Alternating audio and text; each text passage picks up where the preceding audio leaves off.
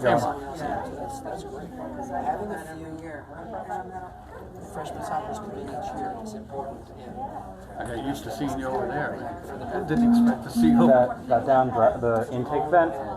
Oh, really? Can't hear anything over it. I just found this is the easiest angle. I just ran out these up for it too. Plus, and Greg used to be there, which is how I got to get you in the first place. I just wish people would talk.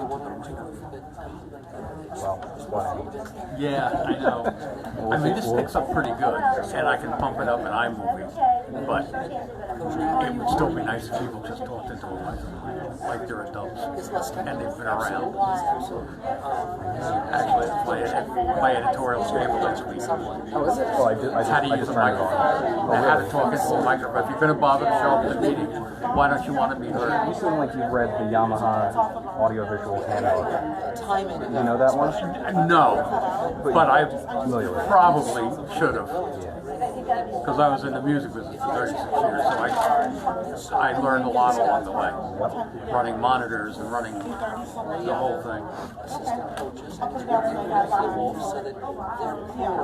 But there's only, with something like this, it's like I keep thinking I want to get an external microphone, but if I'm only to put it there, what difference does it make? And I always have the safety. There's one is none. This one goes, this one will be good. Yeah, it's good. I mean, it's good. And like I said, it's very nice picture. And I'm really only using it for my own reference.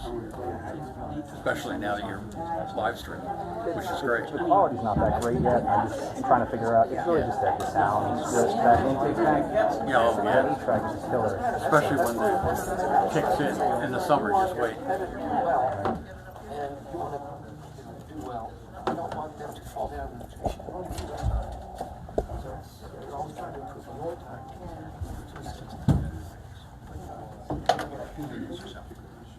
They're helping. I remember the names that I competed against. They were my friends before you.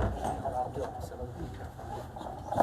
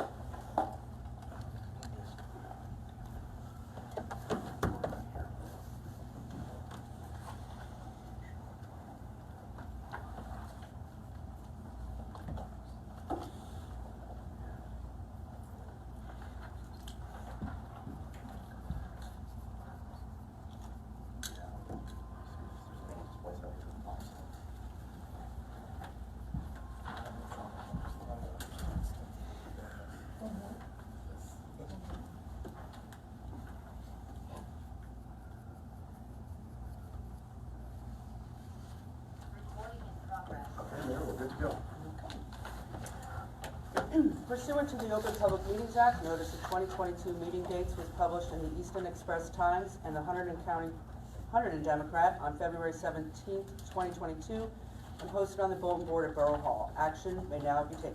Please join me for the flag.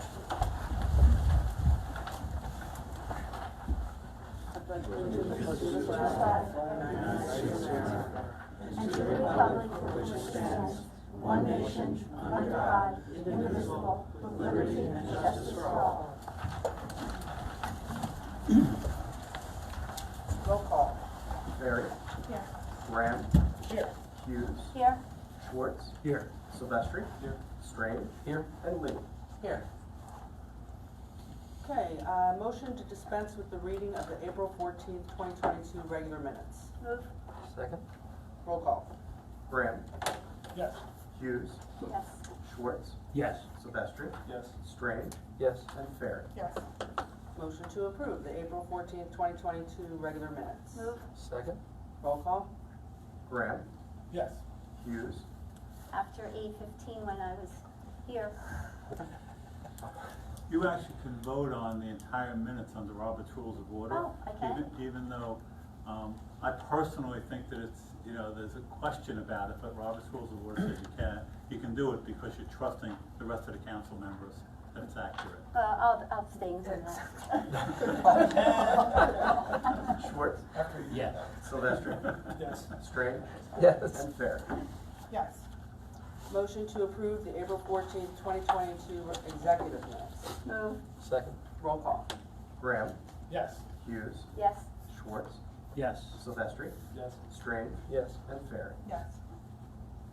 Okay, on to our visitor. We have Diana Ramos, who was kind enough to join us for a brief period of time with the Green Team to present diversity on boards poll results. Just background, she sent this poll out, or we sent this poll out to all of our committee liaisons and hope to gain insight on the diversity on each of our committees. You're up. Or I could stand, I don't wanna. Wherever you're comfortable. We can hear you at the microphone, so it's not a recording. There you go. Right, and then you can see the screen. Yeah, perfect. Yeah. Alright, hi everyone, like Mayor Lee said, I'm Diana Ramos, and I'm here to talk about the diversity of commissions and boards at Highbridge. Next slide, please.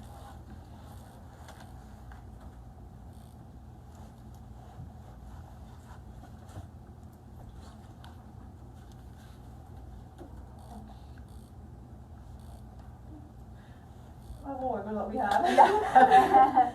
So yeah, just a little bit of background. I am currently a senior at Montclair State, and I was partnered to work with Pia and Eric, who are currently not here.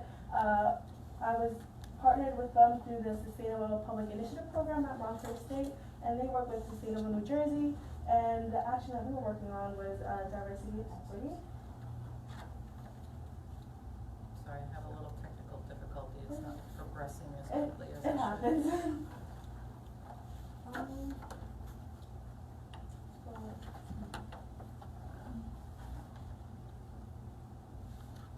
I can just explain to you guys what like Sustainable New Jersey is and like what they do. So Sustainable New Jersey is a program that works with the communities throughout New Jersey and municipalities, and they ensure that we have the proper tools, training, and resources to ensure that we move towards a more sustainable New Jersey. And you're like thinking, all right, what does that mean? And when you think of sustainability, most of the time we think of like the environment or environmental issues, but it's more than that. It's actually ensuring that we provide the resources now in the present for the future generations. And so really what that means is that we want to ensure that we provide the future generations with economic, social, and environmental resources so they can thrive throughout their future generations, and we provide a better world for them. I'm sorry, it's just not working. Yeah, no problem. I'll just continue more about why that's important to Highbridge. Well, you guys are actually, if you didn't know, you're a certified municipality by Sustainable New Jersey. And when you are certified, there's a list of actions that you have to go through in order to have certification points. And like I said, the action that we're looking at is diversity and equity, specifically diversities on commissions and boards. And so what that action does, it works with enforcing that we have a representative boards and committees throughout the municipalities, and that they are inclusive and that they do reflect what the community is. And what that brings really, it helps for innovative problem solving, and it ensures that we have social equity throughout the communities. Close, right? Yeah, we're getting close. Well, and let me add, if you don't mind, Yeah, go ahead. that we are bronze certified, thanks to Lynn and many of our volunteers, and we've gotten $35,000 worth of grants At through least. Sustainable Jersey to plant trees and to improve the commons, and we're really excited to have a new action with Pia, who's taken lead of the Green Team. The Green Team is also, or the creative team is a subset of the Green Team, and that's who is handling the Browns for Art project, which I know people are pretty passionate about. We're very excited about. But yeah, I mean, I'll just continue on. We'll get there when we get there, you know. You don't have a hard copy printed out. I don't actually. Always have a backup. Always. Do Oh. what do you need? A hard copy of the presentation.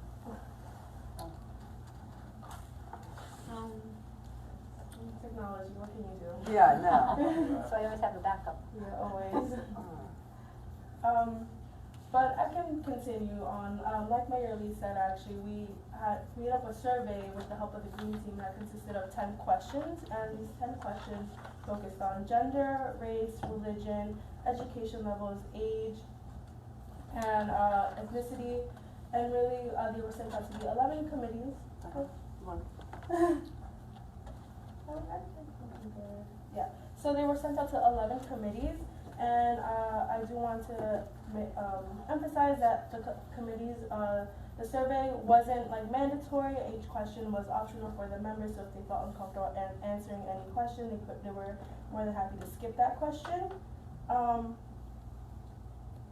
But from our responses, we actually got a total of 29 responses from the committee, so it was more than half from what we did in the first round. And then something that I would like to point out, that for future reference, we want to ensure that they're able to have the option of taking it in person, so we know that next time we can get more responses and more feedback on and have a better accurate representation of what hybrid is. I actually have it on my laptop. I don't know if that would make it any better. Yeah? I have my laptop with me. Okay. Yeah.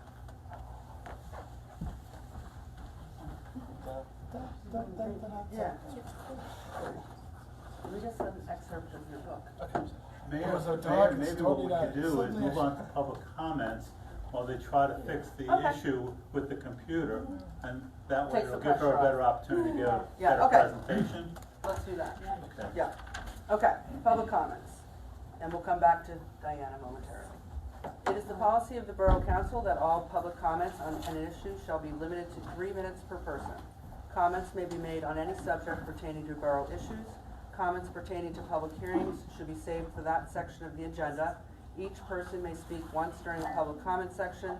No debating between residents. Comments should be addressed to mayor and council at the public microphone.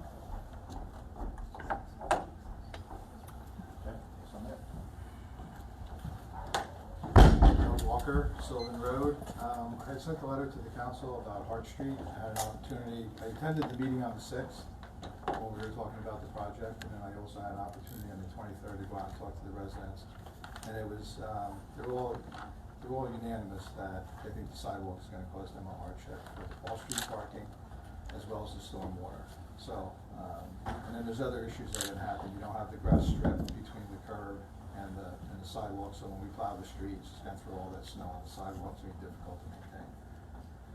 But they definitely want their road reconstructed, but they don't want the sidewalk. Lynn had a great idea that she shared with one of the residents about painting a bike, walking strip up the side. And so I've talked to some people, and they've said that it is possible to repoint, sometimes it is possible to repoint that grant money to another sidewalk in another part of town that may be more friendly to the residents, what they have going on. But the folks are very upset about losing their off-street parking, and it will be very narrow. So I just wanted to ask the council if they would look into that and maybe reconsider doing something else on the street. Thank you. Hi, Jean Baker, 27 Church Street. As a hybrid resident, I have to say I was, I don't know the right word, distressed, embarrassed, whatever. I'm talking about 2 town council meetings ago when the subject of salaries and wages came up. Somebody had mentioned that subject that usually just passes without any discussion, but it came up, and I think Councilman Schwartz had some questions about the details of it, and it was questions that Bonnie could have answered in a meeting or in an email or a phone call. I think I had meetings about the budget and the salaries ahead of time, and it just, I don't know, it came across to me like almost like a political stunt, and it was embarrassing, and it was like the elephant in the room, right? The mayor's the one who does the work. So it was trying to throw out there that there's some impropriety going on without, I'm not even without saying it, it was kind of like said, like, we need to really scrutinize this because something underhand is going on because there's a relationship between 2 employees. And the fact is that the mayor recuses herself from anything to do with DPW, and she also has nothing to do with salaries. So it was just, you know, and then people came up from the comments section and said, oh, thank you so much for being so transparent and for just kind of driving home that something wrong's going on and we're gonna find out what it is. It just stunk. And to me, like the town council, you know, it's a tiny town and we all, I think, want what's best for the town. Everybody up here is on here because they want to improve the town. So it was very upsetting to me, I just have to say that. And apparently it resulted in a really sad ending with that employee in question leaving and a huge lost average because we are already down in that department and he, I can attest, was a guy that went way above and beyond the call of duty all the time. So I'm just here to express my frustration that we are behaving this way. Thank you.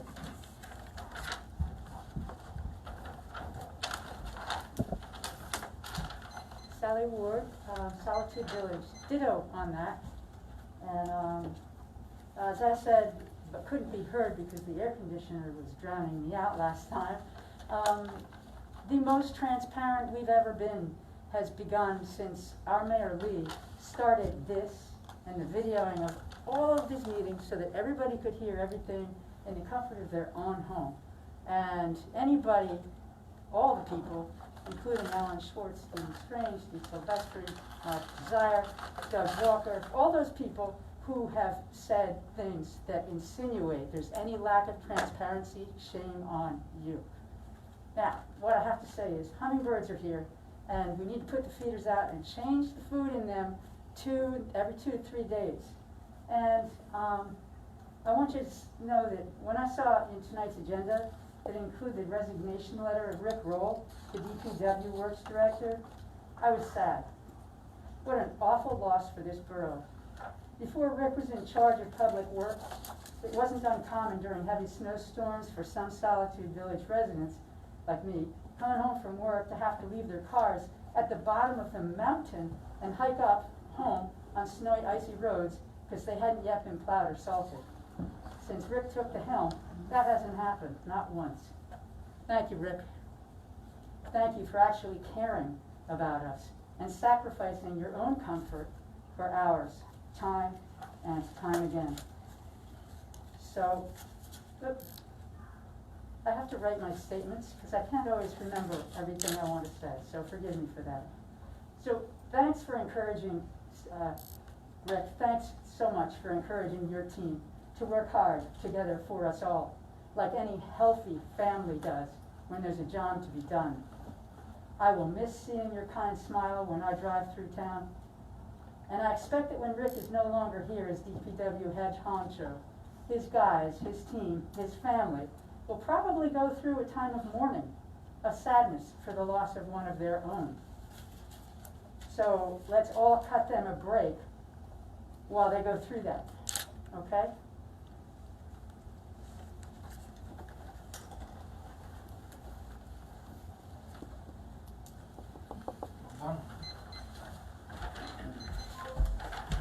Good evening, Father Delgado, 9 Hickory Circle. So I wanted to take this opportunity to thank the DPW, Rick Rowe included, and the rest of the crew that showed up for the game opener, for the home season opener, I meant, for the middle school baseball team about 2 weeks ago. They completely redid the infield, as we have talked about. We worked together to keep it, and now as the parents have been following up, we're keeping the field going forward, the infield particularly kind of in shape. So I wanted to thank them for that. I know that we had talked about doing that work, and they came through, and the kids were very much pleased with seeing the field looking presentable for their game opener. Other than that, I would just like to say I'm not sure why exactly Rick will resign. I think he's been doing a great job. Like I said here with the support he did for us. I will say I was one of the folks that commented last time about transparency. I hope that's not the reason why Rick resigned. I think we deserve to have transparency, particularly after last fall. Chapter 48 and a couple other things we sort of done sort of out of the blue and without enough discussion, at least particularly with people that raised a concern with what was happening. And coming up again, there's no reason why it should just be open and discussed in terms of, I don't know that the question was around particularly Rick's salary, it was more about the compensation. So I think transparency is good, and I hope that's no reason why he resigned. can swing that with my time off. That bleeping or whatever it was? No. Oh. Then, You got a minute? You got a minute 20. Come on down. I got a minute 20. I heard sometimes figured it was time off. The other piece I wanted to ask or just mention, I know if it's on the agenda today, but on the last planning board meeting, we approved a farmer's market, or at least we gave approval to move forward with the farmer's market update. There was one item that we talked after the meeting, sort of just clarifying some things that I thought maybe the council want to know about, which had to do with the time that a farmer's market could be installed in town. And it sounded like the way it was written, the intention was to have it so it could only be up to 6 months of the year, a farmer's market in town. But it's based on instances that the farmer's market could occur. And there's not a clear definition at least in the ordinance, of what an instance constitutes. So it doesn't say an instance is one weekend, it doesn't say anything. So you could have somebody come in technically, if they want to be smart aleck, and set up shop for an entire week, and then just keep on not taking down the farmer's market and just continue on. And the intent of the council was to have 6 months of the year farmer's market. There might be a loophole there, and I think we were kind of thinking about after the meeting. So something to think about if that's your intent, to kind of limit the farmer's market to 6 months of the year. It says 26 times per calendar year. Well, this is part of the public hearing tonight, so I think Yeah. we should save that discussion. Interesting.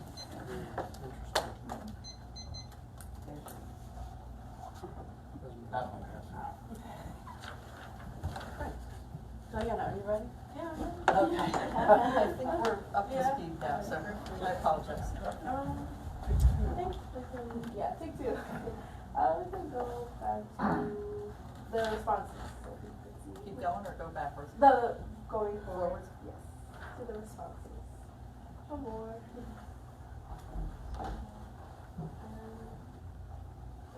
Oh. Back one? Oh no, you're good, you're good. This is the one. Okay. But if I added information, so you gotta double click sometimes. Yeah, so I was talking about the responses, and from what you can see, those are the committees that did participate in the responses, and we got a total of 29 responses. And like I mentioned a bit earlier, we want to add, like, if we were to do this again in the future, we would like to add for in-person options, so more people can come out and participate from the committees and really give us a better idea of what we can work on. Next slide, please. And so now we're actually going to be comparing the data from what we found. So this first graph right here reflects the overall ethnicities that are in the Highbridge town. And as you can see, and the next graph we see the survey results of what we found as well. And so really what you see is that majority of the Highbridge population does not identify as a Hispanic or Latino community. And one more note, to explain to you guys what ethnicity means, it really is when you refer to identifying someone through their culture or a language they speak or any cultural traditions that they have.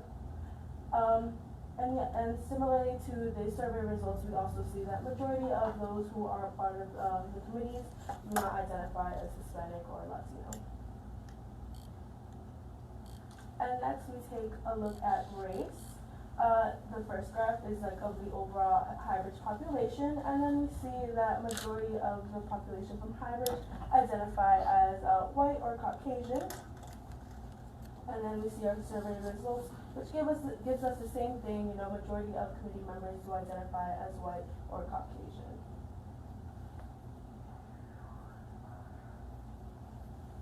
And next we have our age groups. So the first graph divides up all of the age groups that are in Highbridge. I would like to note that our graph did not start from 0 to 17. We started at 18, as that's when people are of age and can participate within their committees. And so we actually found that the two big age groups that are in the Highbridge population are 40 to 49 and 50 to 59. And when you compare that to the survey results, we see that more people of the 50 to 59 age group participate more within the committees. And then following, you have the 60 and plus age group and the 30 to 39 age group. And we're looking at education levels. So what we found is that the Highbridge population has a majority of high school or equivalent degree, as well as a bachelor's degree. And then when you look at the survey results, we also see that majority of the committee members hold a bachelor's degree.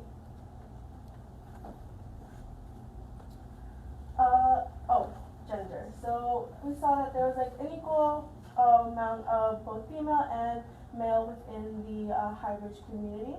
And then when looking at the survey results, we see that there's it's around the same, just maybe more females within the committee members. We did include non-binary as an option for those who identify as non-binary, and we found that there was a small, like around 3% of people who do identify as non-binary. We also included religion in our survey, and what we found is that High-Bridge has, well, this is like from a while ago, but what we were able to find is that majority of people identify as Catholic or of no particular religion as well. And from the survey results, we saw that there are people who identify as Christian, Protestant, Baptist, and Lutheran, as well as Catholic. And we're looking at the relationship status now. We found that the high-rich population, there is a majority of people who are married, as well as a majority of people who are single. And we can see that the majority of married people on the committee boards are married. And our last category is a parental status. So I want to clarify some things about this last part. So for the green team and for PM, Eric, and I, we believe that we needed to define what a dependent meant. A dependent doesn't necessarily mean a child. It can really be of any one age who depends on someone else to be taken care of. And we thought it was important really to highlight that. And because of the way that we worded that, it was a bit difficult to find data of like the overall dependence that we have within High-Bridge.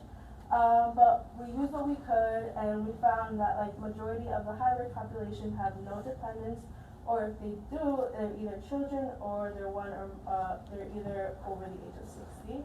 And then when comparing that to the survey results from the committees, we found that the two biggest groups that stuck out were those with no dependents or with dependents who weren't children. And so now we will go into our findings and like what were the groups that we wanted to focus on and to bring more representation onto the committees and boards. So the first group, we found 4 groups. The 4 groups were of the age of 18 to 29, 40 to 49, and singles and the Latinx community. So our reasoning behind looking for these groups, well, we felt that the 40 to 49 age group and the singles had a very high population within the town of High-Bridge, but there was low representation of them. And then for the 18 to 29 age group and the Latinx community, we felt that although there are a small portion, they still need to be represented and they still need to be heard. And moving on to our suggestions, I just want to emphasize this to the council that these are just suggestions to you guys. You can use or modify them if you do choose to implement these suggestions. But like I said, they are just suggestions. And so the first age group that we want to focus on is the 18 to 29 age group. And we believe that the best way to engage with them and ensure that they are participating more within committees and boards is through social media. I myself identify with this age group and do use social media to connect with my own town. I utilize Twitter to be informed about what my town does and the events happening. And so a way that we can go about assessing this is sending out a survey to residents, asking what platforms do you use to be informed, what platforms do you think are more accessible to you. And then from there, we can pick what app is best for social media for High-Bridge. And even having someone from this age group, like a local high school student or even someone from the local community college, help run the social media page of High-Bridge. Next, we were looking at the 40 to 49 age group. And for this age group, we really think that communicating via email would be the best way to do that. So something that we just overall noticed, not with just High-Bridge, but like with any town, is really communication. Communication is very important to having between the residents and the town, and we think that sending out like monthly community newsletters via email would really help inform residents about what's going on and how they can participate within their own town. And then for attracting more singles, we really thought that having a volunteer would be the best way, not only to bring in more volunteers, but also for people to help, come and meet other people, especially now since like even though we're still in the middle, like with everything with COVID going on, we can still somewhat work with this new normalcy that we have going on, and just think that interacting with other people will help us bring not only more volunteers, like I said, but also just have other people interacting with others. And the way to go about this, really, the Green Team thought the best way would be like sending, again, another survey, asking residents, how are you informed? If you have any obstacles that are preventing you from from participating, and if you do wish to participate within the town of Highbridge, that way it gives us an idea of people who really do want to help and want to volunteer. And the last group that we're looking at is the Latinx community and any other group that we missed out during these findings. We really just think for the Latinx community, it's important to have any flyers or anything about volunteer events or town events happening. We think that it's important that they also be translated in Spanish for the speaking Spanish community in the town of Highbridge, just so they're aware and they know of what's going on. And lastly, I'd like to give a shout out to Mayor Lee for the last suggestion, which was about having a designated, board with diversity and inclusivity. A board would be very helpful to really ensure that there is diversity on commissions and boards in Highbridge. Thank you.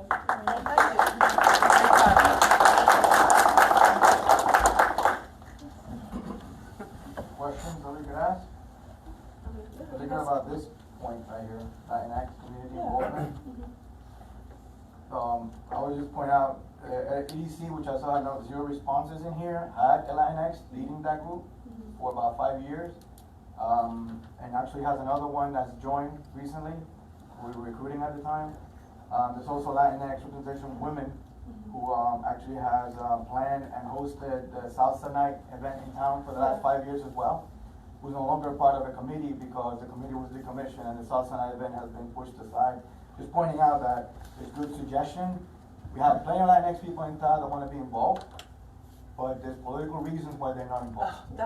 Okay. So I just want to point Thank that you, out. Diana. Thank you, Pablo. This is not for this kind of attracting comment. people to participate is all well and good, so long as we don't let the politics then get in the way of Right. when they're Right back at you. Thank you, Diana. I just want to say that again, the survey we sent that out to all committees, and people had the option of taking the survey or not. Right. So it really the survey itself isn't an accurate representation of the overall town and of the overall committees.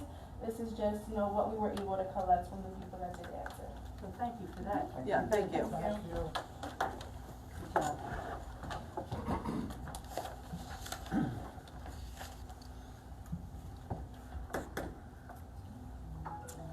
On to public hearings. Ordinance 2022-012. Capital Improvements Firehouse. Motion to open the public hearing. Move. Second. Roll call. Graham, Yes. Hughes, Yes. Schwartz, Yes. Silvestri, Yes. Strange, Yes. and Fair. Yes. Steve, I guess this is you, right? Yeah, it's pretty self-explanatory. The sidewalk and retaining wall out here needs some work, and this is gonna have it fixed up so it doesn't fall down. It's pretty straightforward. Public comments? Motion to close the public hearing. Move. Second. Roll call. Graham, Yes. Hughes, Yes. Schwartz, Yes. Silvestri, Yes. Strange, Yes. and Fair. Yes. Motion to adopt ordinance 2022-012. Move. Second. Roll call. Graham, Yes. Hughes, Yes. Schwartz, Yes. Silvestri, Yes. Strange, Yes. and Fair. Yes. Ordinance 2022-013, capital improvements, preliminary engineering. Motion to open the public hearing. Move. Second. Roll call. Graham, Yes. Hughes, Yes. Schwartz, Yes. Silvestri, Yes. Strange, Yes. and Fair. Yes. Steve, you want to take this?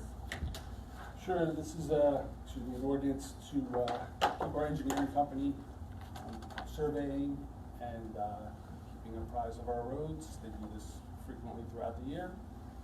It's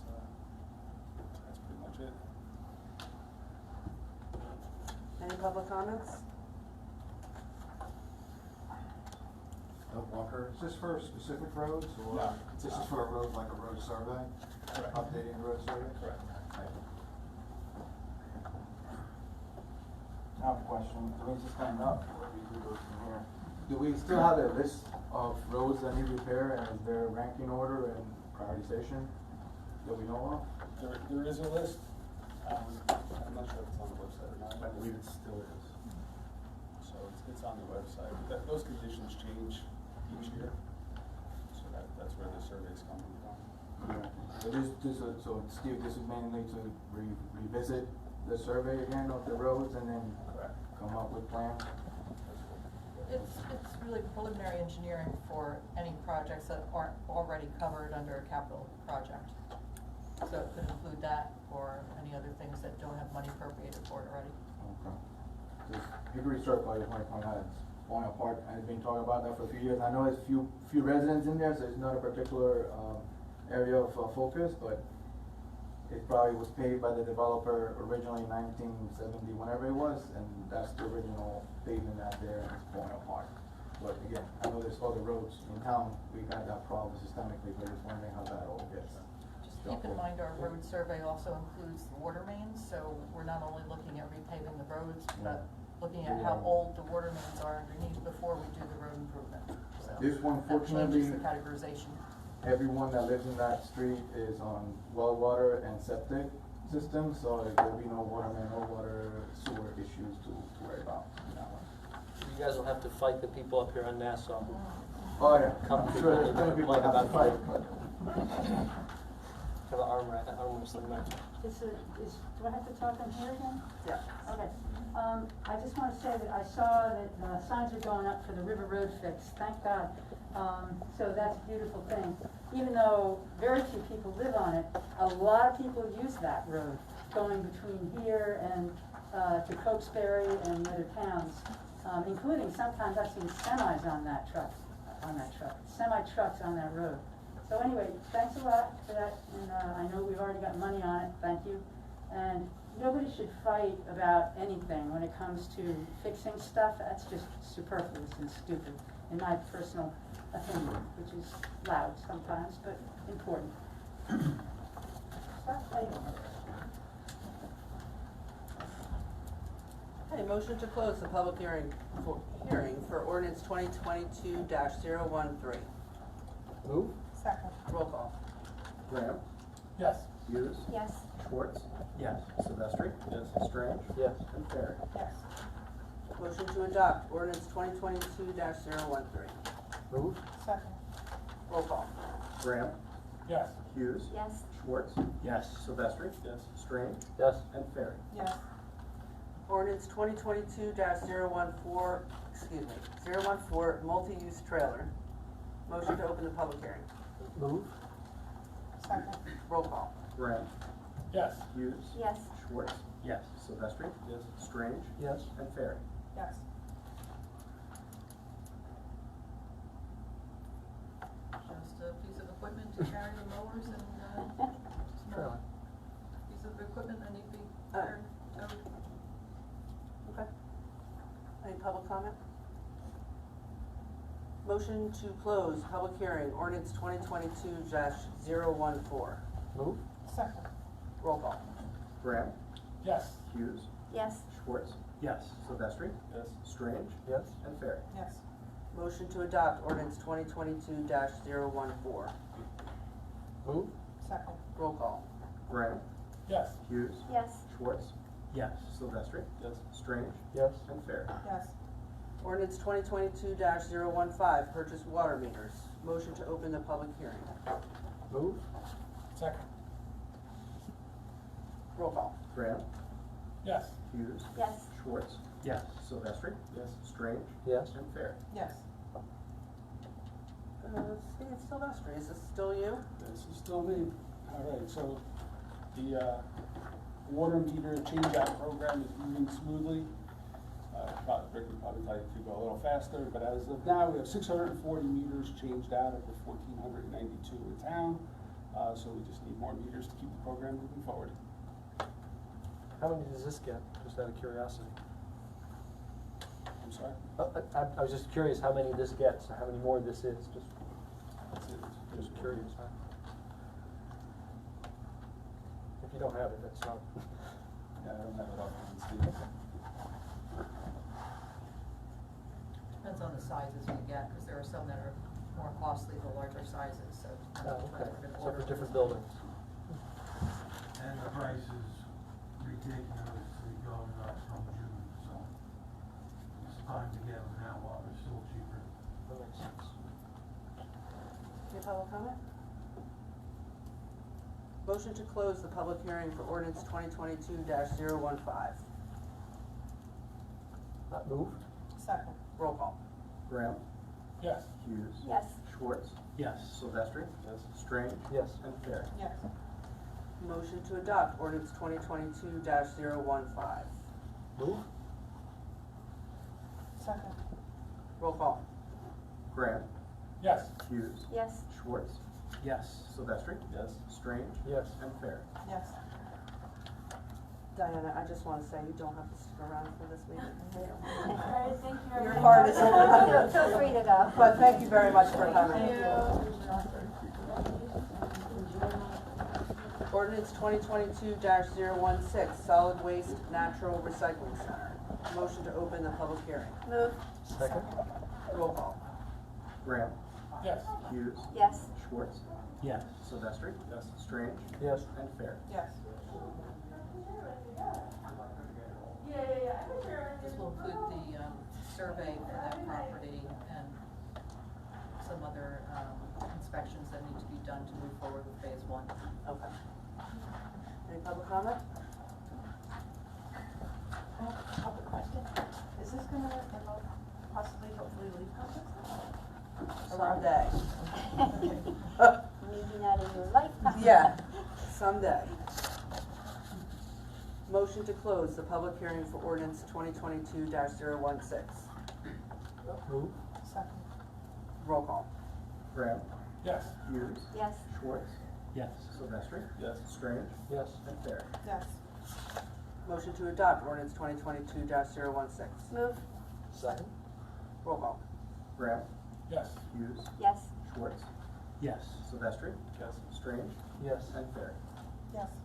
Ordinance 2022-019, amend chapter 145 farmers markets. Motion to open the public hearing. Moved? Second. Roll call. Graham, Yes. Hughes. Yes. Schwartz, Yes. Silvestri. Yes. Strange. Yes. And Fair. Yes.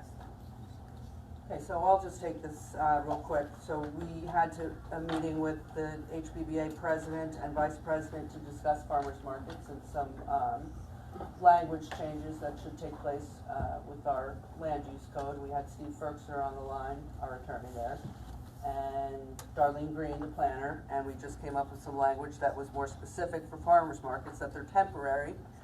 You know, they're an accessory use now as opposed to a Conditional or something. something like that, Yeah. yes. So, this is gonna allow farmers markets basically officially in town, which we didn't really officially have on the books before, even though we had farmers markets, believe it or not. But now we have an organization that really wants to do something specific, possibly every weekend during the spring and fall. And, you know, maybe they're not the only one, but this makes that happen, so. 26 weeks, if anyone wants to address that, it wasn't arbitrary, it was Yeah. kind of a, you Well- know, every weekend of the season, basically. I guess the planning board is right, it doesn't specify how long those times are, but I would imagine we could address that in the future if it becomes an issue, couldn't we, in terms of? I mean, I don't know how many farmers markets are at night. Right, well, I know, that I'm just saying, if someone were trying to set up for 2 weeks at a time and say 26 2-week period, well, then we could say, we could be more specific later. You always could amend it. If we needed to. clarify that, I absolutely. mean, it's not like we're stuck with this forever. If someone tries to use it, we can amend it. Yes. And we are going to remove the big draft watermark from the, Oh, yeah, that's, oh, the draft. Oh, that's just We can do an eraser. How are these gonna be, who determines who gets the dates? It seems like we have two business owners that are curious of these dates. are we gonna rely on them to figure it out, or?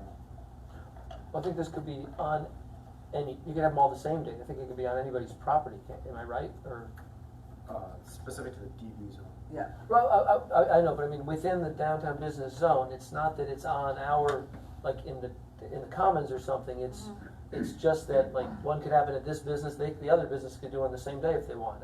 Is that correct? I mean, I would imagine so. okay, so it's not that there's a schedule and they have to pick a date. It's each person would be able to do 26, I guess, or each business or something, each property. You have to have the property owner's consent. Well, okay, yeah.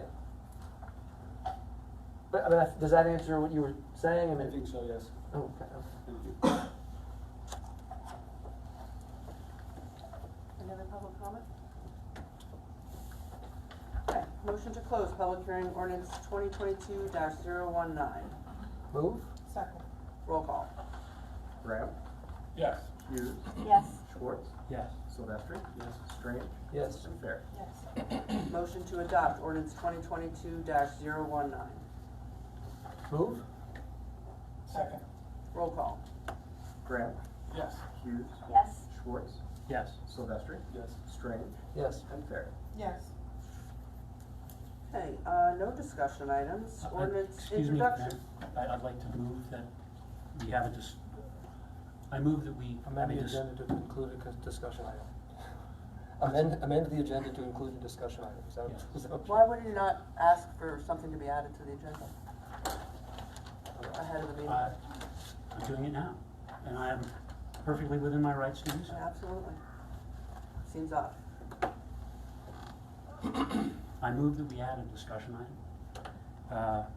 item concerning the hiring of an independent company or entity to assess the cost of retiree healthcare benefits.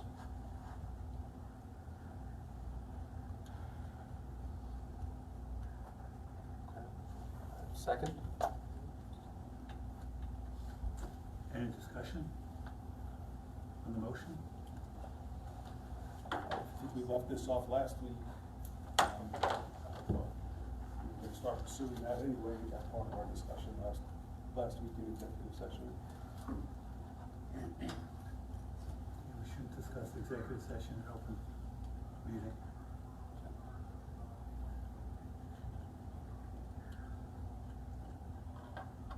So how do we move forward with this? Clearly, Chapter 48 retiree benefits are still a concern. Like many people in the public, speaking for myself, I don't feel it was presented in an open way last year. A lot of residents had questions and concerns about it that weren't answered. I still hear that there are over requests that aren't filed or been fulfilled because of this. I think when we talk about transparency and an ever-ending increasing tax situation for the residents on that topic, I think we should understand what we're getting involved in. So here's the funny thing, Yes. talking about politics. Again, someone could have asked us about this before the meeting, but we actually have a quote, $9,000 for the study. Okay, $9,000. Their numbers are not, hold on. Their numbers are not gonna be any different than the numbers we've already had from two separate people. So anyway, if we wanna keep talking about this, yes, but let's make it an open discussion and bring in the schools. Because you know, and I know, we've asked them to do a study about same types of things. So if we're gonna talk about one study, an expensive study. Maybe I suggest, when we go into the merits of what the councilman wants to discuss and add to the agenda, But- maybe we should vote whether or not to add this as a discussion item before we get into a full discussion about the item. I don't get a vote, I would vote no. Because let's act like adults for a change. You wanna force something on the agenda, we were open to that idea. Again, you're the one that did not wanna come back and discuss it. You wanna make it Excuse this me. whole big public thing. I didn't want to come back and discuss. You it. did not. When was this? I've been It's been open to open since last discussing this year. every meeting. We've been talking about it since last year. Shouldn't we vote as to whether or Yes, not to please, discuss let's- it before we discuss it? Okay, I mean, maybe Should we we make a don't, mo- as a body, want to roll discuss call. it, but then Yes, that's as the- a body, do we wanna discuss this right now? So the roll calls. Graham, I don't know. I do not. Hughes, No. Schwartz, Yes, I do. Silvestri, Yes. Strange, Yeah, I guess I'm always open to discussion. Very. Yes. Okay. Motion passed. I believe it is, The quote we got so far is $9,000. $9,000. I'm not sure, I have not seen the quote, I'm not sure what all of Well- it includes. I have not been provided that information. I would Even when you appreciate get it the if- information, you Excuse me? ignore it. I have not received the information, I can't ignore it. Discuss. Oh my goodness. I believe we need to put together the costs for retiree health care benefits, for the program we have currently approved. I think that we should also have the company that we hire to assess retiree health care benefits to look at alternative programs other than the one that is approved. The program that we have right now, I would call it a platinum plated program. It's direct 10, 100% paid by the borough. It's a very expensive program. There are alternatives to that. Direct, talking about state health benefit programs.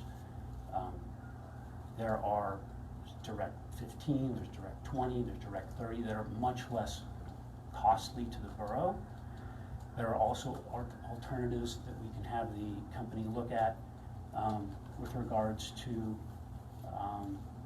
percentage of the amount that the borough pays for health care.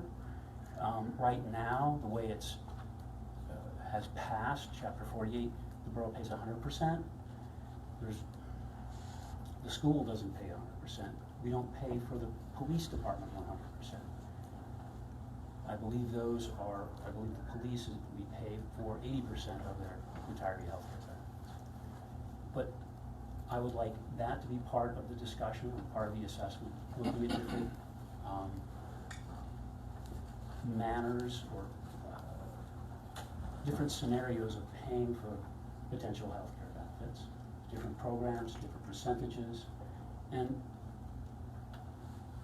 on top of that, I think we need to take a look at the program we have now includes whatever, I believe it's whatever program the retiree or chooses to, from the state health benefits listing of insurance policies.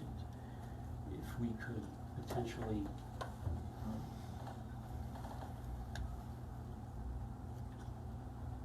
focus those on like the retiree and spouse as opposed to retiree family or retiree only.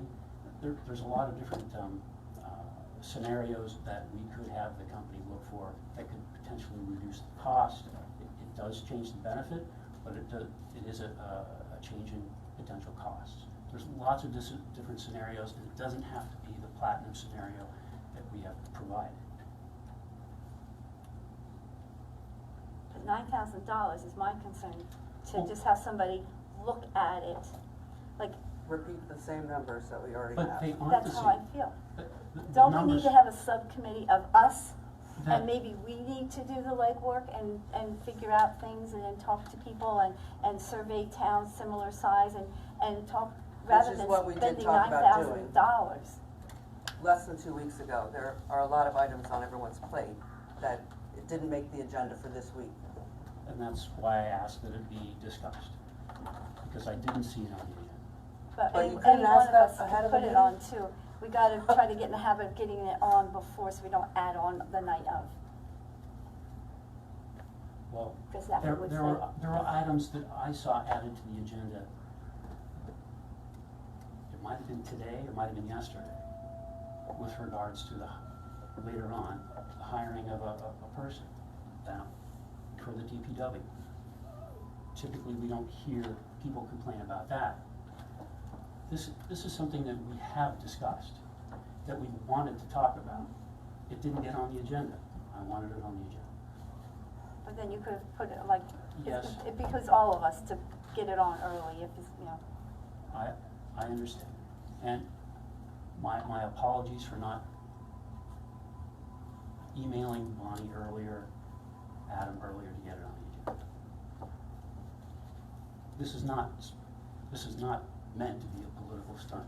It is meant to discuss the issue. And potentially have someone hired to look at the issue. Now, I don't believe that if we hire someone, we'll get the exact same numbers we had before. The numbers we had before were provided by Bonnie, and they were for one scenario only, 100% paid by the borough. There were a few scenarios on there. There were.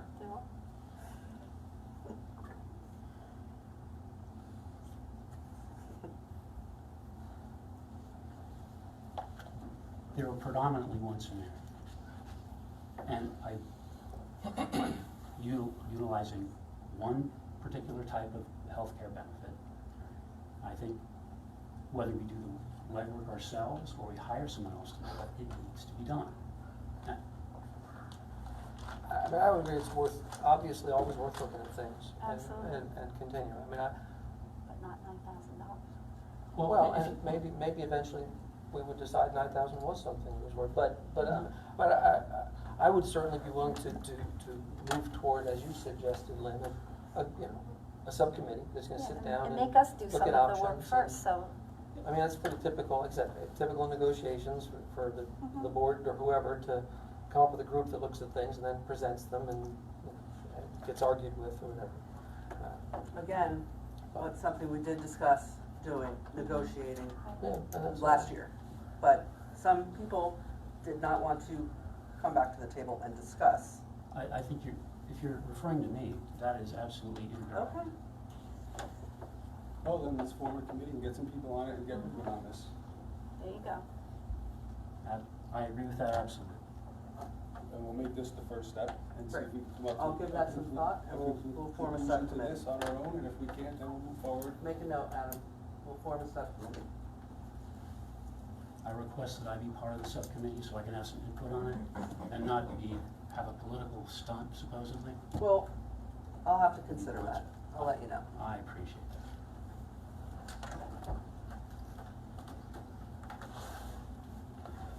Any other discussion here from anybody, Natalie?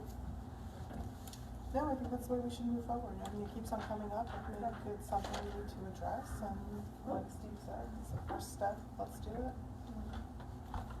Yep. Okay, introduction of ordinances. Ordinance 2022-020, traffic safety equipment and security cameras and devices. Motion to introduce. Second. Roll call. Graham? Yes. Hughes? Yes. Schwartz? Yes. Silvestri? Yes. Strange? Yes. And Ferry? Yes. Ordinance 2022-020 shall be published in the Express Times and of the Hunterdon County Democrat, along with the public hearing date of May 12, 2022. On to the consent agenda. Does anyone want to take anything out?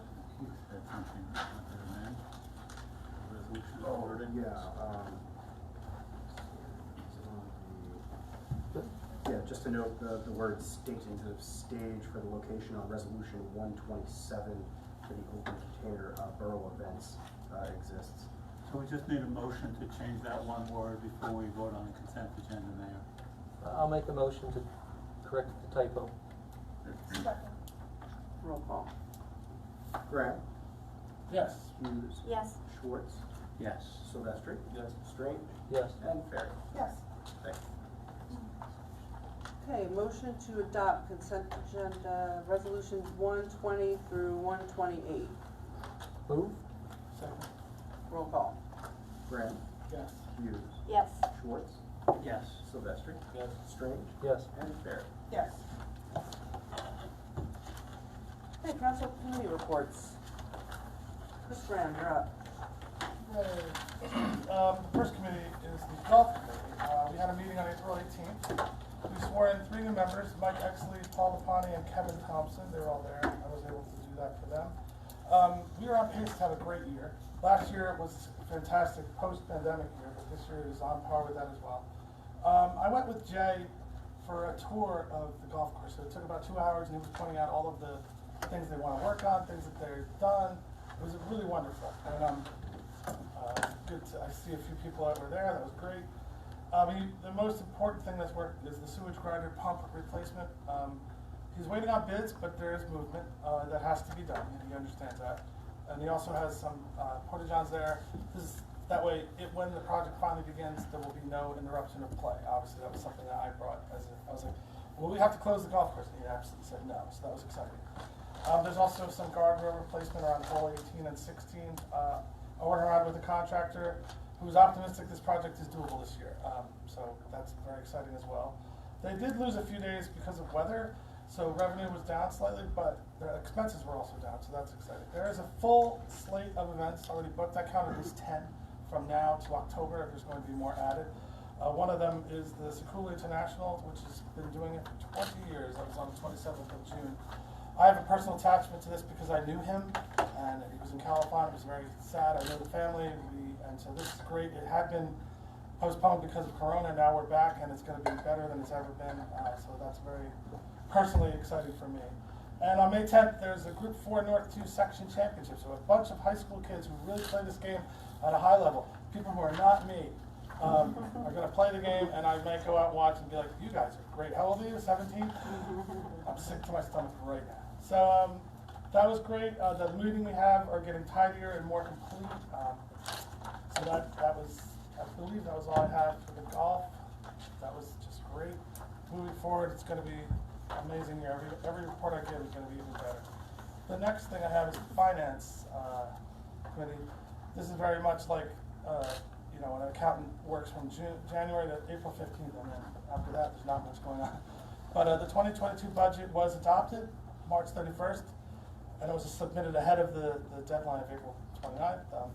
The second quarter tax payments are due May 1st, and if you were eligible for the homestead rebate for 2018, you should have received an adjusted bill, which I did, so I know that that's a real thing. And second quarter utility bills will be mailed tomorrow, and they will be due May 31st. There is one other item I wanted to talk about. I had a meeting. I was invited to tour the police station with Chief Bartman and Congressman Silvestri and Councilman Schwartz. It's always be the host. Just project. Yes, that was what's called a Freudian slip. In any case, we all went together on the morning of April 16th. Chief Bartman invited us all and took us on a well-guided tour of the police station.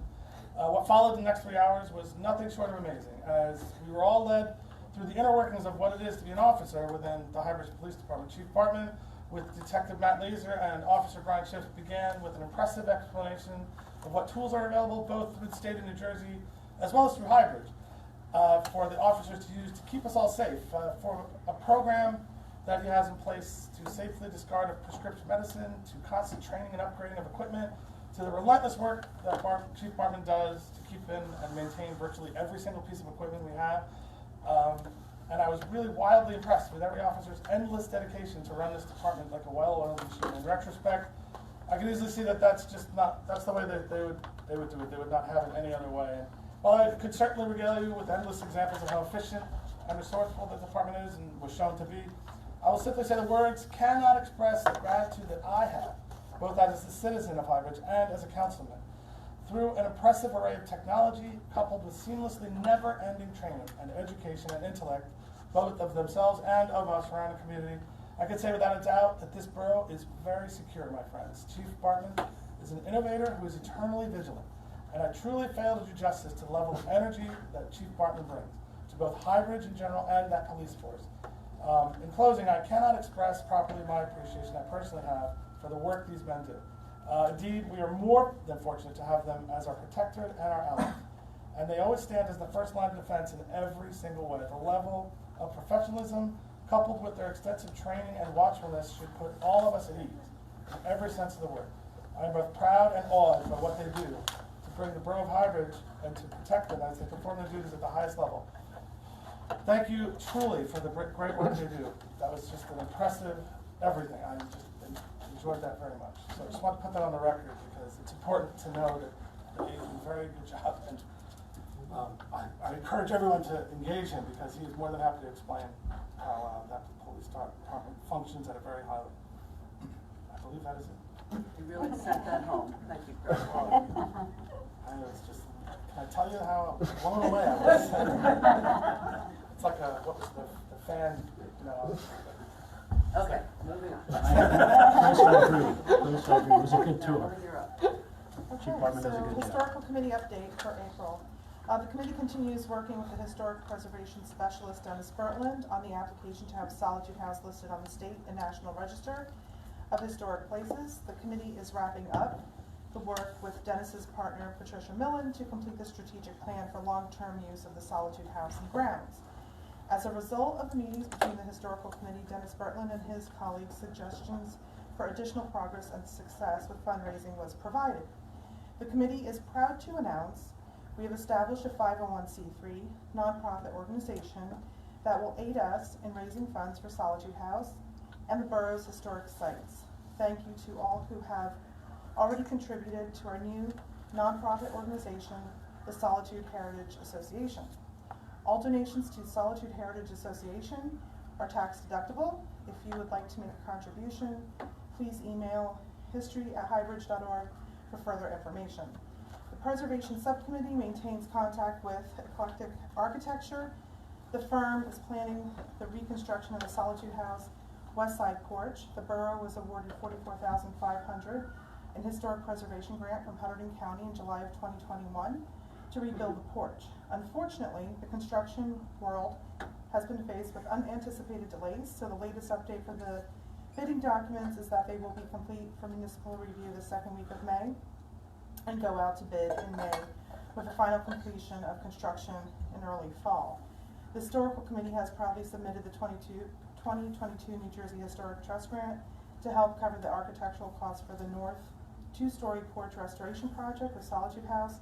The success of this grant and the grant that was submitted to the county in March depends not only on the work completed by the Historical Committee, but from the support and efforts contributed by our community. We'd like to extend a big thank you to Adam Young and Bonnie Fleming for all of your help with these grants. We are also grateful to all who volunteered, contributed to our restoration and fundraising efforts over the last year. There's a great deal of physical labor that must be completed in preparation for events that contribute to the success for our fundraising. And without this, the work from our committee members and our dedicated volunteers, we would not be as successful with our mission, vision, and fundraising for the Solitude property. We look forward to hosting many events at Solitude House in 2022 to continue with our restoration projects. The committee hosted its first murder mystery party of the year at Solitude House on Saturday, April 23rd. The party was a great success, attracting guests from Highbridge and surrounding towns who fell in love with Solitude House and have already reached out to volunteer with future projects and offer donations. Thank you to the party's host and to all guests who attended. We are also pleased to announce that local restaurant Juniper Hill and one of our biggest supporters, the Hilltop Deli, have teamed up with the Historical Committee to provide catering for the murder mystery parties. Please visit our Facebook page, Highbridge History, for recent event photos and information on booking a party. The committee's new retail items designed to aid with our fundraising efforts continue on sale on the borough website and in our retail store Taylor's Trade, located inside Solitude House or through emailing us directly. Items include newly designed t-shirts in various colors and styles, I Cook in Solitude aprons, Solitude House hand-painted slates, and our new Solitude House picture booklet that shows the renovations of the first floor at Solitude and the history of the house and Taylor Wharton. We are continuing to liquidate our last year's items, so check out our Facebook for sale pricing or email us at history@highbridge.org. All proceeds go directly to the renovations of the Solitude property. Committee members began painting and remodeling of the second floor of Solitude House at the end of last year, and cosmetic remodeling and restoration continues. The second floor reveal and tour is scheduled for July 31st, 2022 at our second annual jazz brunch. We have received several emails from community members looking to help, so thank you to all who are interested and those who already have been to Solitude to assist with the restoration projects. Anyone interested in volunteering for a restoration project or help at fundraising event, please email history@highbridge.org. Last year, psychic medium Deborah DeRosa donated her time to host a psychic event at Solitude House. It was very well attended and guests have requested her return. We are pleased to announce that Deborah has offered to donate her time again and we will be hosting our second psychic event at Solitude House Saturday, May 14th at 4 p.m. This was a very successful fundraising event, and we thank all who attended last year. Tickets are now on sale. Please check our Facebook page for event information or email history@hybridge.org for details. We are proud to announce that the Solitude House first floor and exterior grounds are now available for event rentals. If you would like to host an event at Solitude property, please email history@hybridge.org for further details. You can also find our information on our Facebook page, Highbridge History, and brochures are available at Borough Hall, Hilltop Deli, Polka Dot Cafe, and here. So, the committee will continue to host the Tisco Open Market, which began last year. These markets will be held on this last Saturday of each month from May through November, and our first market will be on May 28th at the Tisco grounds, located behind the Huskies ball field. Event dates will be posted on our Facebook page and Borough website. The market will be open from 9 to 2. Spaces are open for vendors, $25 per space, and payment accepted on the Borough website. This spring has given us weather that has allowed for garden and property work to be completed at the Solitude property and at Springside Farms. Committee members and volunteers cleaned and cleared brush and debris at the Solitude property on the east lawn, around the annex building, and by the stream behind the annex. The 3-bay garage and the annex have been cleared and are being prepared for use. Committee members and very dedicated volunteers also cleared the debris from the collapsed porch on the Springside farmhouse. This property is now being prepared for use in collaboration with the NJDEP and Green Acres. Thank you to all who have helped with these major property cleanups. And thanks to all for the fundraising events and community support. Repair of the Solitude stone wall and driveway will begin in the summer, and we owe this tremendous accomplishment to our committee, our local and distant community members, the borough, and to our local businesses who have helped support our fundraising efforts. Thank you so much. And also this Saturday, Morning with the Mayor will be held from 9 a.m. to 11 a.m. and it is being hosted by the Historical Committee. So come by for a nice free breakfast, a look at Solitude House, and a chat with the mayor. So thank you, Mayor. And that's all. Okay. Councilman Schwartz. Yes, as the educational liaison, I have been remotely attending the Highbridge Board of Education meetings. Over the last several meetings, I would say the most significant event that has occurred has been the introduction and passing of the 2022-23 budget for $10.3 million, which includes a 2% increase to the local tax levy, which equates to approximately $33 per household, average home per year. And this is in spite of losing $310,000 in state funding. And the budget presentation is available on the school website. Have you spoken with them any further about the new regionalization law that would pay for that grant? I have not. That would pay for that study? I have not. Councilman Silvestri. This month's DPW water utility report. Progress is still being made on both water and sewer upgrades to infrastructure and buildings. Potholes have been ongoing this year, being filled with blacktop. They will have a new list of roads that will be addressed next week.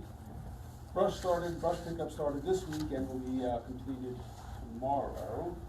The week of May 23rd and June 20th will be the next time for brush collection until the fall season.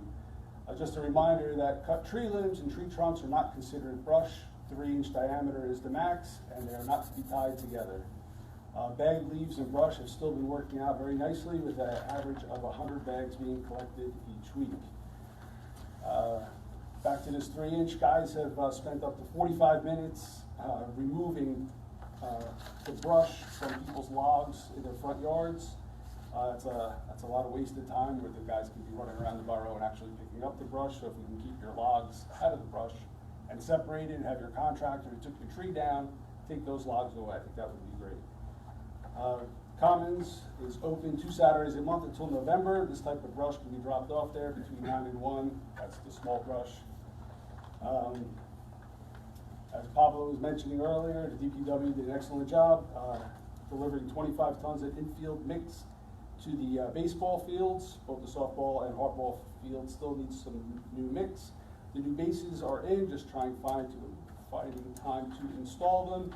And the baseball fields looked amazing for that home opener, by the way. That was, and the kids were pretty surprised too when they rolled up on that field and saw what had taken place. So kudos to the DPW and all that volunteer down there. That was great. Water meters. If you want your water meter replaced, leave a message. Please be patient. They will call back and schedule an appointment to have your water meter replaced. The River Road project is slated to start very soon. Signage is already up, so start planning your alternate routes to get around that portion of River Road. Vehicle maintenance will be starting up with oil changes and regular scheduled maintenance. If any residents want compost or wood chips, please email or call the DPW. 2 weeks ago, there was a fog incident. This is fats, oils, and greases. There was a sewer clog that our DPW had to attend to. Disposable wipes seem to be the biggest culprit. So when those disposable wipes hit the sewer, they're collecting the fog, fats, oils, and greases, and causing these blockages. So if you please stop putting those wipes. There's the picture. Those wipes in the sewer, that would be fantastic for all of us and take a lot of pressure off the DPW. And just let me add that in every newsletter, the Environmental Commission has a thing about that. And even though they say they're flushable, they're not. And they just clog up, and we've been doing this for years, and people still put these in. And it's just too much time for DPW to spend cleaning out something that could have been avoided. And on a side personal note, I've had the pleasure of working with Rick for about 4.5 months now. I've learned a lot about DPW and water utility. It was quite interesting. He gave me a wonderful tour. I'm really sorry to see him go, but I understand his decision. I think the borough will miss him for quite a while. So thank you, Rick. Councilman Strange. Okay, I'll start with special events. The last meeting was actually a good little bit ago. I want to say it was late. No, I think it was very early April, so we're coming up on another meeting. Anyway, it was prior to the Easter egg hunt. There was discussions about the logistics of that. It was then delayed, but eventually it went well, and the kids had fun collecting eggs with stuff in them. The other discussion item was scheduling of various bands and other dates throughout the year. I believe just this meeting, we just approved adding, the dates were there for the concerts, but adding the actual band names. Sweet Fanny Adams on July 2nd, Michael, I believe this is correct, Geeter Band on July 9th, and Gearbox on July 23rd, all 6 to 10, although Sweet Fanny Adams might be going earlier. I've heard that they sometimes want to, as a part of their concert, have barbecue or something, so they may be, I don't think that's something that we would be dealing with. The events committee would be dealing with this, but the band may approach us with that idea. We'll see how that goes. I don't know. Yeah, we should, because last year it was a little bit of an embarrassing situation. Okay. Just mention it to Adam. Well, and that's what I said. I said they need to get on that. If they want to do that, if this band is into that kind of thing, then they need to approach town hall and with their plan or whatever they want to do ahead of time. We'll just let Sal know to make sure that doesn't. Yeah. Oh, yeah. He for sure remembers. Yeah. I mean, that's what I told him. So I don't have any information as to what they've done, but that they did. I was told that that's something they like to do. Whatever. I don't think I've ever heard that band. We've CB also Radio. What's that? CB Radio. Oh, it's the same band? Oh, okay. Well, then I have heard them. Just got a different name. Okay. And then we also changed our. It looked like the meeting dates have been moved to the second Wednesday of the month now. So I guess this will be upcoming earlier. Or no? Yeah, I think it was late March. So this will be now early in May.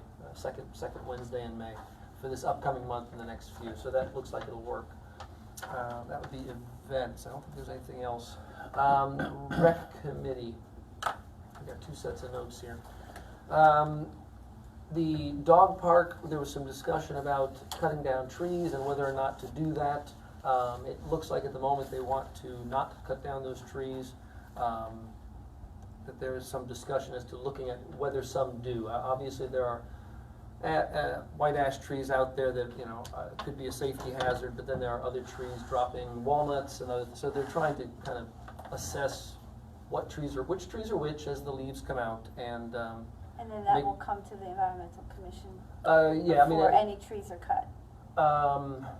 I mean, I guess, I mean, the procedure would be, I guess, to, Environmental Commission. yeah, I mean, I If think they're, the town if hall they're is where it has to healthy, be. well, it goes to Allison, but if Right. they're healthy trees, and then it comes to us, because we can offer suggestions. Oh, yeah, okay, but I'm just, I think there's a permit, I don't know, the permit or something from town hall as well, so, but right now, they're not looking to cut any down, they just want to assess them and decide which ones might need to be cut down, and whether they, you know, whether branches could be trimmed or something, or whatever, but that's kind of put on hold until they really get a sense of which ones are still alive. If no leaves come out, they're not alive, I guess is the theory there. Rudy is now, I guess, the contact person. Rudy Alvarez has been switched to the contact person for that that group. There were no, at that point during the meeting, there were no bike park or commons updates, but I understand there has been a recent meeting between Avid Trails and some of the other people involved in the flow trails and pump track and whatnot with town hall to discuss, or no, with the engineers to discuss the possibility of fixing them up or improving them, whatever. I wasn't able to be at that, but hopefully I'll get a report at the next meeting and be able to share that the next time.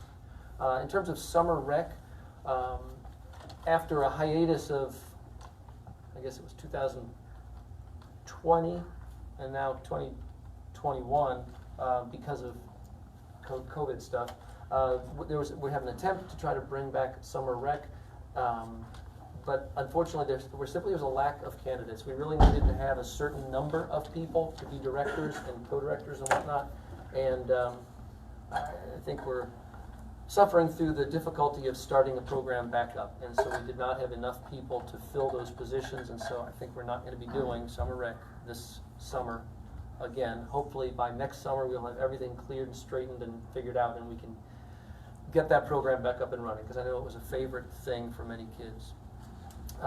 There was a trail cleanup, and it was expanded to also be a river tributary cleanup, not the full river, I guess, on the 23rd of April. Work was done on the Nassau Trailhead up here, where they cleared mulch that had begun to, turned into mud basically. They just kind of moved it to the side to get down to the harder earth underneath it, and smoothed it out. There were some divots that had formed over the winter, just kind of sprucing up that area and picking up garbage as well. And then at the same time, some of those people went, and Mia Baldwin had suggested maybe some of those people's hands would be useful for dealing with tires and other things in the tributary to the South Branch that follows Wilson Avenue down towards Solitude property. So I believe they also pulled some things out of there and did a little bit of cleanup. There's a hybrid historic tree hike, also organized by Mia Baldwin. We're glad to have her on the committee. For May 14th, she's looking at the moment. We're looking at, the group also is looking at the possibility of a bike maintenance stand. Now, this is not something that I was familiar with, but for those who are like me and are not familiar with it, the idea is that you put a post, basically, or a solid thing at the head of a trail with strong cables bolted to it or something that have tools at the end of each cable. Kind of the basic tools you might need to maintain your bike if you get to the trail and your wheel falls off or something. I would imagine adjustable wrench, Torx wrenches, things like that. And to have it there so that people who get there have access to some tools they might have forgotten at home. The idea would be that it was put there, the post is strong, the cables are strong, and the tools are not super expensive. If someone does somehow manage to get one off, you can replace it. So they're seeking a possible grant to maybe be able to put in one of those somewhere near the beginning of the Columbia Trail, since we are the beginning, the nicer end of the trail. I've been to the other end, it's not quite as nice as ours. Anyway, The rec committee is also looking into the idea of possibly acquiring trail counters, which could be moved trail to trail to monitor traffic on those trails at various times. There's been no purchase of those. They've looked into a few different systems. They're working on I believe there's a bike rodeo, which was, I believe, happened 2 days ago, unless something happened at the last minute. And there's another one on May 3rd, and it basically is at the elementary school and teaches the kids about safety and how to ride a bike, wearing helmets, a little tiny bit about keeping your bike safe and what you should wear, elbow pads, and wear shoes when you ride a bike, and those sorts of things. How to signal, I guess, for the older kids if you're making a turn. And I believe Marty's Reliable Cycle, who's attempting to open up in the original Orthocast building.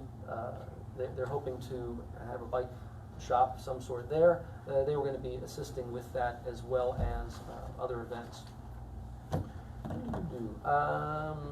There's been a discussion, there was a discussion about the trail opening and closing communications and making sure that those communications happen in a timely manner so that we don't have the sign saying the trails are closed when they're open or open when they're closed in either direction. This is not us, but there is a free fishing day in our state. I believe it's the first weekend in June. They felt like it'd be worth mentioning that as a recreational thing to point out to people. It is a day when you do not have to have a fishing license. Yeah, it's kind of a nice day to, it's been a long time since you've gone fishing and you want to go grab a cane pole and, your overalls and straw hat and some worms and go catch a sunfish. You can go do that, I guess, and take your kid or grandkid or whatever. I actually went and cut cane poles one year and a few kids showed up. Now I've got big long cane poles in my yard. But, okay, so there you go, that's recreation. In terms of, well, I'll start with fire. In March, there were 43 different incidents, 2 drills, 2 work details, 465.5 man-hours they put in just in March. I'll be reporting on April, I guess, in May. He pointed out that the rivers were high, and people should watch out for that as a safety thing. Now that the leaves have come out, as a whitewater paddler, I'm going to say, unfortunately, the rivers are going to be coming back down. Of course, that's better for everybody else, but so hopefully people will be safe. On to police here. Of course, Chris went and nothing I'm going to say is going to sound great now. Although I've been pretty much saying that for the last few years. There were 2 crashes, 142 vehicle stops, 923 total calls in March. 2 guys attended the LEAD conference. Of course, when we were in school, that was DARE, but it's a different program, so don't call it DARE, it's LEAD. And there's 1 lead instructor course that one of our guys completed, 8 hazmat, 8 hazard communication, and 8 bloodborne pathogen trainings. 8 guys completed those, and 3 completed their firearms qualifications. And the only other 2 things I've got are one other example that thankfully Chris didn't say, so I get to say it. Last time I spoke to Chief Bartman, he pointed out a new program that I've never heard of, which I think is a good example of how he's always looking to do a good job.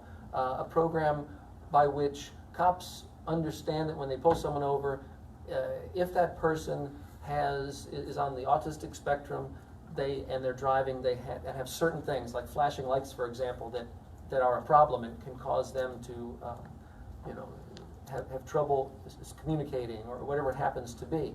That they have a blue folder that is in their car, and that when the cop can see that, I think it's in the back window, or they hand it to them, and it explains in a very organized, standardized way exactly what the issues are, so that they can then communicate in a useful way with that person. And not do things that will exacerbate the situation, but instead will communicate what they have to communicate in a way that will de-escalate and help that person, while at the same time, of course, I'm sure, letting them know what they should have been doing. And I don't know if he's shaving his head again for St. Patrick's Day like he did the one year. Well, probably not. But anyway, so that's about it, I believe.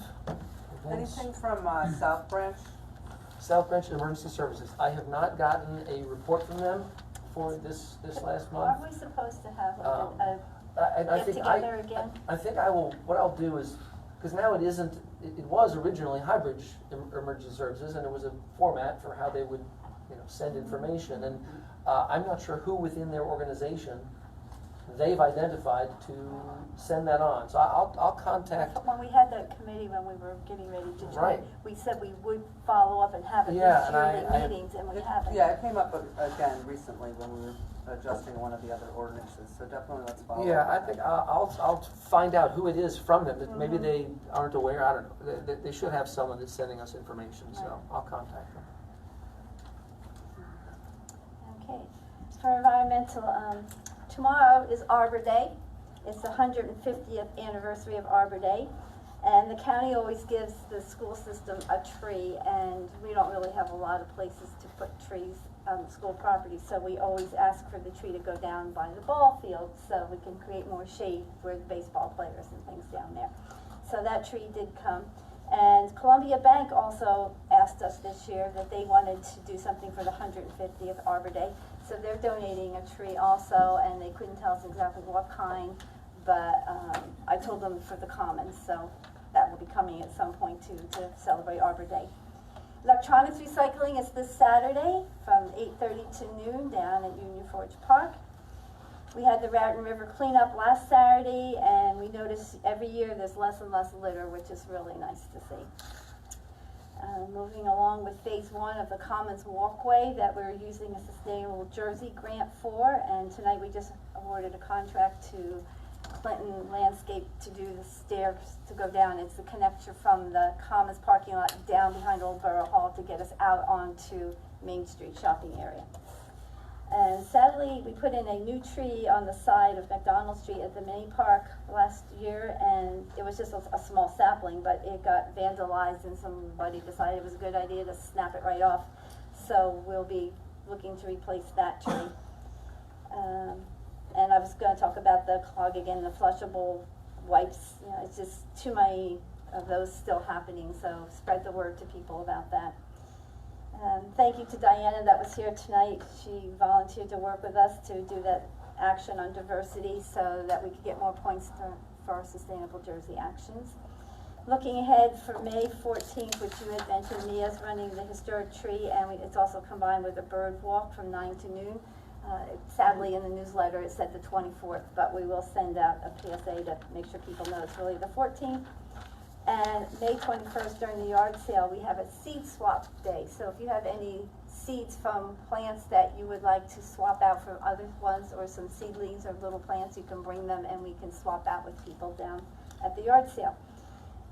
And I want to thank Rick and DPW, because the Environmental Committee depends on them a lot for all of our trees, picking up our trees, digging our trees, putting them in, taking them out when they die, etc. So Rick has been always great to do that and to keep our town a Tree City town. That's it. I've been working with JCP now on the energy efficiency program to see if we can get some savings on new equipment for the police station and some other borough hall buildings. Also been looking at Comcast contracts and trying to get some savings on some renewals for that, for our internet and phone service. We have bids that are due for the water mains around the middle school on May 4th. And before we do the road paving after the water mains are completed, if you're interested in gas hookup, make sure you contact Elizabethtown to get that done. That's the roads surrounding the middle school. We conducted some interviews this week for DPW employee for a laborer's position, and we were able to hire one at this meeting. And there's also discussions taking place with Clinton Township to finish up the maintenance agreement for the Nassau Trails and to set up the planting schedule as well. So that's almost complete. And we did have an alleyway meeting again this month, and hope to have further resolution on that, and also hopefully set up another meeting in May for the next group. And that's it. I just have a couple of things. High Bridge was featured in the New Jersey Highlands annual report. We won an award for the open space and recreation plan, so that was pretty exciting. That goes out to the entire Highlands region. We also, Steve Strange did approve the last council meeting the submission of a recreation grant to Congressman Malinowski's office and Cory Booker's office. We applied for over $500,000. We'll see. Last time we applied, we applied for over close to 400,000. We got 65. So we basically wrapped that same grant, threw it out to a couple more offices. So we're hoping that we get all the money we want for all the commons improvements we could think of, including parking and possibly expanding the pump track and lots of good things. And then one exciting thing for me is that I was featured by Janice Kovich, is doing a show on an RVN TV network called My Town. She features mayors from different towns. She just started, so there's only 5 or 6 of us. But I posted on our Facebook page. We're going to put it on the website so people know it's out there. I talk about cannabis, I talk about council and social media, and it was a lot of fun, and I had fun doing it. And we did have the town hall for Safe Routes to School grant that we received a couple years ago. It's a long time coming. It's going to be another couple years in the making. So we did get some good feedback there. We're working with the engineers, and that's about it. Okay. I think that's it. Okay. On to the second round of public comment. Oh yeah, and I'm going to be at Solitude House this Saturday. Yeah. Second round of public comments. 1 minute per person.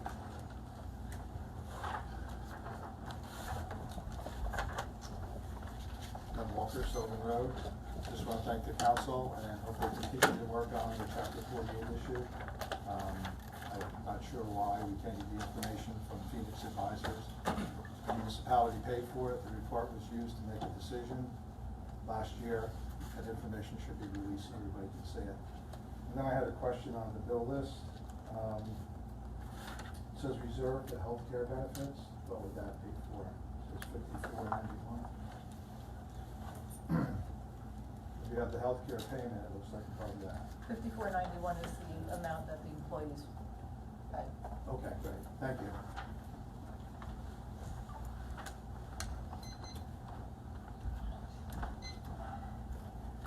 Hi, Lorraine Ferry, 71 Valley View Road. I am a 32-year resident of Highbridge, and the number of council meetings that I have attended, I could probably count on one hand. That's going to change. And that being said, I'm a business person, and I'm a big agenda person, and I think that in the future, I realize that there's going to be times when there's going to be emergency things that have to come up and be brought and put on the agenda. In the case of the review of retiree benefits, sir, I do not think that that was one of them. And if you don't want the appearance of political stuntery, and I'll make up that word, it would behoove you to get things on the agenda and have it on the printed agenda in advance. Thank you.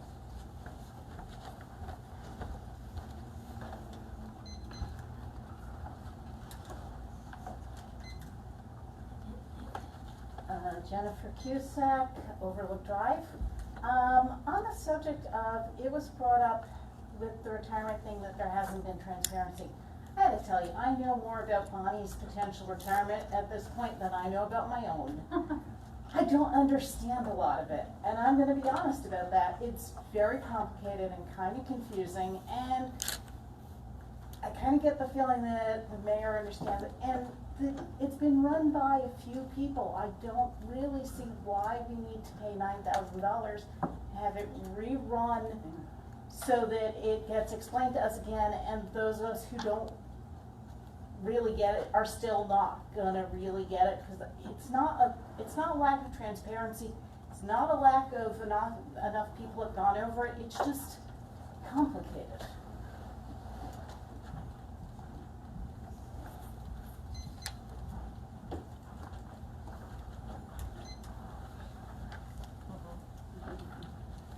Rick Ferry, 521 Road.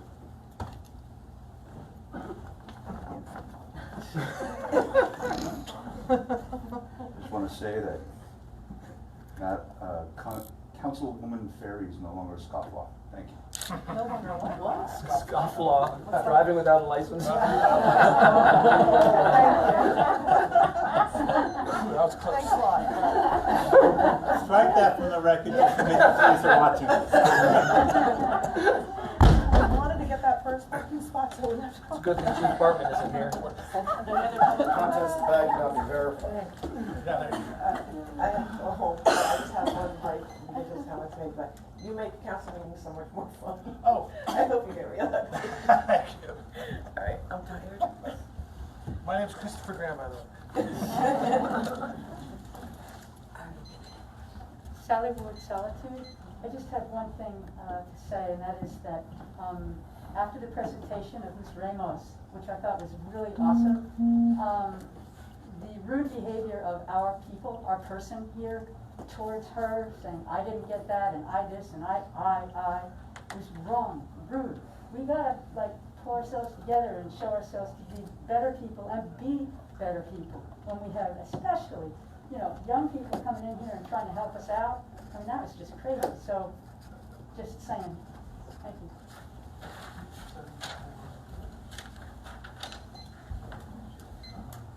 Paulo Delgado, 9 Hickory Circle. Just want to first thank the people that attended the For High Bridge event 2 weeks ago when we had a fundraiser for fixing the basketball courts in the Union Forge.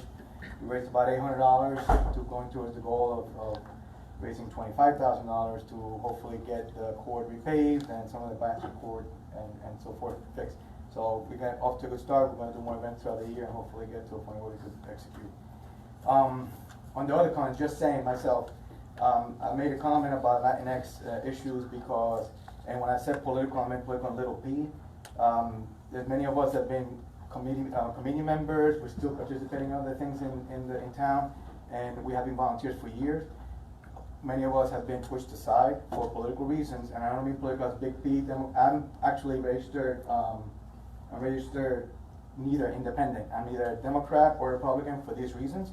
And I'm saying political reasons for people that know the back noise as to what that is. So nothing against Ms. Ramos. I was making a comment on the obvious. Just saying.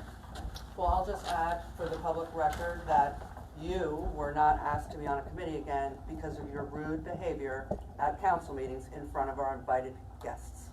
That's all. Thank you. Thank you, Mayor. You're just as rude as everybody else. So just saying too. Okay. Legal issues. I'd like to say something in public comment still. Well, public comment is for the public, not for the I'm a council. member of the public as well.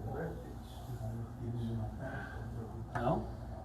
If that's your call, Mayor, whether or not the no, council members that's no. speak. Historically, council members have not spoken during public comment, but that's, the mayor can make that call. No, I think we need to have I don't make that call. you and I can sit and talk about some of these things. Let's move on. Legal issues. I don't have anything to report on tonight. Communications. Tax and Finance monthly reports for February and March, and a resignation of Director of Department of Public Works letter. Okay, on to the bill list. $2,537,898.19. Motion to approve the bill list. Move. Second. Roll call. Graham, Yes. Hughes, Yes. Schwartz, Yes. Silvestri, Yes. Strange, Yes. and Ferry. Yes. Okay, if there's no further business, can I get a motion to adjourn? I would just like to say, I think we have some big shoes to fill with Rick Roll, and I would say thank you for all the years of service. And I was very surprised to see that, and yeah, we're gonna have a hard time filling those shoes. And I'm also sorry to see Rick move on. I believe it in conjunction with the DPW. He and the DPW have done a very good job in keeping our town running, our water system, our sewer system, our roads, snow removal, leaf pickup. Again, sorry to see you go, Rick. Okay, motion to adjourn. Oh. Roll call. Graham, Yes. Hughes, Yes. Schwartz, Yes. Silvestri, Strange, Yes. and Ferry. Yes. Next council meeting, May 12th, 2022, 7:30. I hear the fire.